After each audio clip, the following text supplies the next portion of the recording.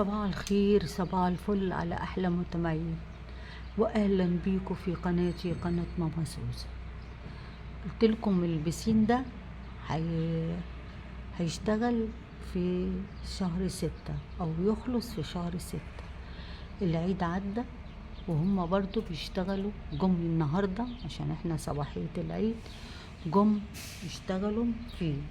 هيخلص كده، يعني عدوا على صوابعكم كده 10 أيام 15 يوم. هو مفيهوش الا يشيلوا ردم وايه تاني، ويحطوا البلاط بتاعت اللي حوالين البسين. شايفين جماله بقى من بعيد، شايفين المنطقة. انا بصور لكم كده من شباك. شايفين هنا قعدتنا الجميلة الصبح للفطار. بنفطر هنا، بس الشمس بتبقى جامدة، بيجي دبان بقى بيش كده، هما بينظفوا المكان ضد الناموس وضد النمل وضد الدبان وحاجات ياما قوي. يعني بيعملوا حاجات جديدة جامدة قوي. حتى الإضاءة بيشيلوا الإضاءة الضعيفة، بيحطوا إضاءات تانية. لا، القرية فيها اعتناء جامد وفيها أمن كتير. مش سايبينها أبدا. خلينا نشوف بقى لحد ما يخلصوا. هو بتيجي عربيات بتشيل الردم. شايفين ده؟ دي بقى المدخل عندي هنا، مدخل باب الحديد. انا عملت عليه كده، جبت القماش ده وعملته لحد ما اشوف البلاستيك اللي بيتحط على الحديد من بره. دي بقى كده فيها صوت عربيات بتشيل، بتعمل حاجات كتير. طبعا احنا بنروح البسين الصبح، بنيجي نفطر، او يوم بنكسل او بعد الظهر. يعني اليوم برضو بيعدي حلو كده، بنعدوه حلو. ايام كده بنقضيها جميلة في القرية. واقول لكم كل سنة وانتم طيبين، وهرجع لكم تاني بعد اما نشوف ايه هيمشوا امتى واوريه لكم. عايزه اقول لكم في مكان للعب العجل للولاد والبنات، بيبقى بعد الظهر كده. اللي بيروح يأجر او يعني مكان بيلعبوا فيه كبير قوي، ومكان لكرة السلة، ومكان حديقة اسمها عائلات. يعني المكان حلو جدا، في كل حاجة.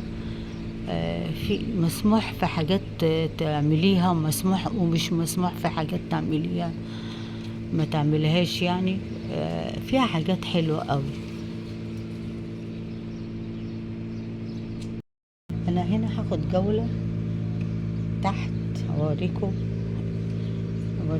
هنا. احنا عاملين كل شاليه معمول، عاملين سلك كده منع الايه، للدبان، للناموس، حاجات كده. هو يعني ورايا. طبعا انتوا عارفين القعدة دي بتاعتنا المفضلة، بتاعت الفطار او بعد الظهر. دي الشواية بقى، دي كنا بنشوي عليها في العيد. ما عرفتش اصور اوريكم اللحمة وانا بصور وانا بشتغل، لان كان المنظر بقى، النار كانت جامدة جدا. شايفين هنا بدأنا هنا نعمل زرع كده، بس الشمس جامدة. لما اجيب جنايني هنا اشوف يعني يعمل لي ايه هنا.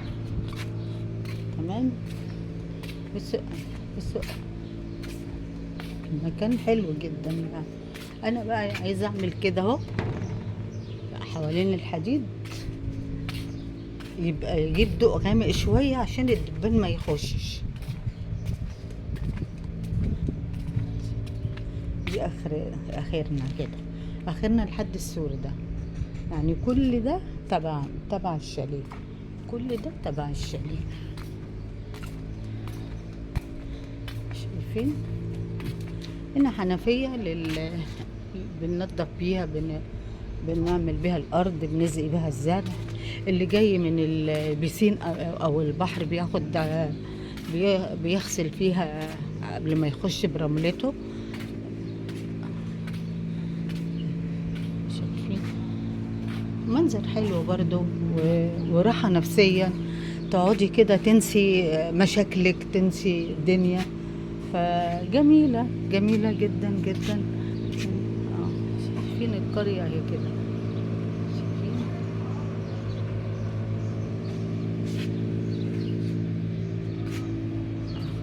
كل كل شاليه قدامه شجر، وعاملين شجر فيه.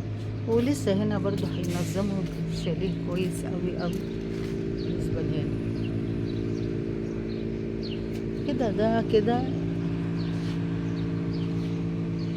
خلاص كده نخش بقى جوه عشان الشمس، واقول لكم إيه رأيكم في المكان والجمال. قولوا رأيكم في الكومنتات بتاعتكم، اتمنى يكون عجبكم وتشوفوا المنظر من بعيد. شايفين حاجة جميلة جدا جدا. واقول لكم بقى يلا بينا، باي باي، ونتقابل في فيديو جديد، والى اللقاء في فيديو جديد في مطبخ ماما سوسو. باي باي.